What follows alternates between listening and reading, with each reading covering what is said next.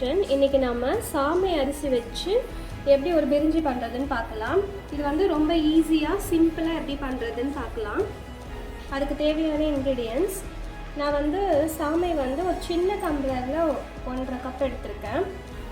அதுக்கேற்ற இன்க்ரீடியன்ட்ஸ் நான் சொல்கிறேன். இது வந்து ஒரு சின்ன டம்ளர், இது வந்து ஒரு சின்ன டம்ளரில் 1.5 டம்ளர் அளவுக்கு சாமையை எடுத்து கழுவி வச்சுருக்கேன்.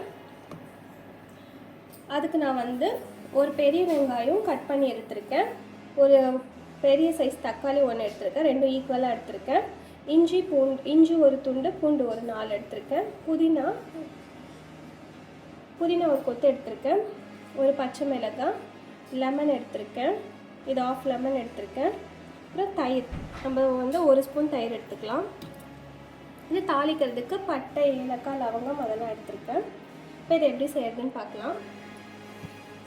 இப்போ நம்ம இந்த பிரிஞ்சி செய்யறதுக்கு நம்ம இது ரொம்ப ஈஸியாக குயிக்காக செய்ய போகிறோம். அதனால் இது எல்லாத்தையும் இந்த வெங்காயம், தக்காளி, பச்சை மிளகாய், புதினா, இஞ்சி, பூண்டு இது எல்லாமே நம்ம அரைச்சி எடுத்துக்கலாம்.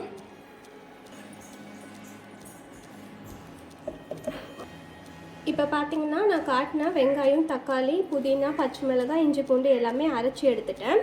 இப்போ நம்ம தாளிக்கிறதுக்கு ஒரு குக்கரில் தேவையான அளவுக்கு எண்ணெய் விட்டுருக்கோம். எண்ணெய் நல்லா சூடானதும் இந்த மசாலாலாம் ஆட் பண்ணிக்கலாம். இது நல்லா பொரியட்டும். இப்போ நல்லா பொரிஞ்சிடுச்சு. இதில் நம்ம வந்து அரைச்சி வச்சுருக்க விழுதை ஆட் பண்ணிக்கலாம்.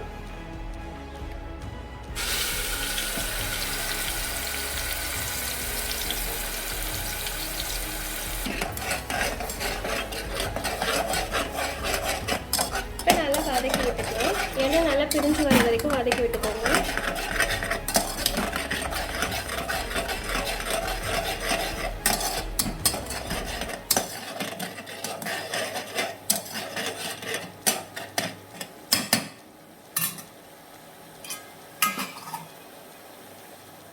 இப்போ பார்த்தீங்கன்னா எண்ணெய் நல்லா பிரிஞ்சு வந்துடுச்சு, நல்லா வதங்கிடுச்சு. இப்போ நம்ம இதில் வந்து 1/4 ஸ்பூன் மஞ்சள் தூள் ஆட் பண்ணிக்கலாம். 1 ஸ்பூன் கரம் மசாலா ஆட் பண்ணிக்கோங்க.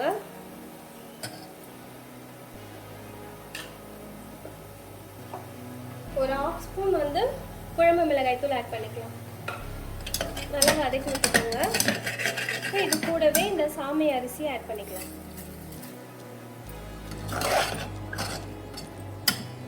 சாமை அரிசி ஆட் பண்ணியாச்சு. இப்போ நம்ம இது கூட 1 ஸ்பூன் அளவுக்கு தயிர் ஆட் பண்ணிக்கலாம்.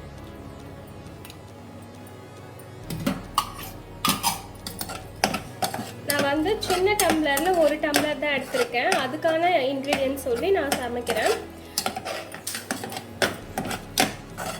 இதை நல்லா வதங்கிடுச்சு. இப்போ நம்ம வந்து சாமை வந்து 1 டம்ளருக்கு 1 டம்ளர் அளவுக்கே தண்ணி விட்டுக்கலாம். ஏன்னா ஆல்ரெடி நம்ம வந்து அரைச்சி வெங்காயம், தக்காளிலாம் அரைச்சி விட்டுருக்கோம், அதிலே தண்ணி இருக்கும். அதனால நான் வந்து 1 டம்ளர் அளவுக்கு தண்ணி விடுறேன்.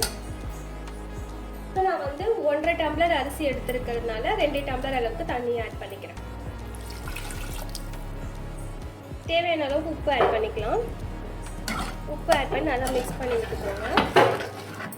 இது நல்லா ஒரு கொதி வரட்டும்.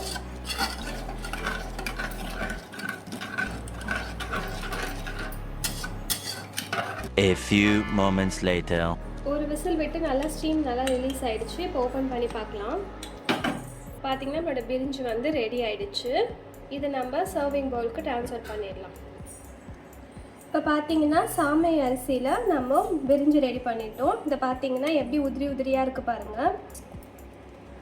ஸ்டிக்கியாகவே இல்லை, நல்லா உதிரியாக வந்திருக்கு. நான் சொன்ன அளவுக்கே நீங்கள் தண்ணி விட்டிங்கன்னா 1 கப்புக்கு 1 கப் அளவுக்கு தண்ணி விட்டு செய்யும் போது இந்த மாதிரி உதிரியாக வரும். நம்ம அரைக்காமல் பண்ணும்போது 1.25 அளவுக்கு தண்ணி வச்சுக்கலாம். இதை நீங்களும் ட்ரை பண்ணி பார்த்துட்டு டயட்டில் இருக்கவங்கலாம் இந்த மாதிரி நம்ம வந்து அரிசிக்கு பதிலாக இந்த மாதிரி சாமை, வரகு இந்த மாதிரி அரிசியில் நம்ம வந்து டேஸ்ட்டாகவும் இந்த மாதிரி செஞ்சு சாப்பிட முடியும். இது கூட நம்ம வெஜிடபிள்ஸும் ஆட் பண்ணி செய்யலாம். இதை நீங்களும் ட்ரை பண்ணி பார்த்துட்டு எப்படி இருக்குதுன்னு மறக்காமல் கமெண்ட் பண்ணுங்கள். என்னோடய வீடியோ பிடிச்சிருந்தால் லைக் பண்ணுங்கள், ஷேர் பண்ணுங்கள். MST கிச்சனை சப்ஸ்கிரைப் பண்ணுங்கள். Thank you friends. பை.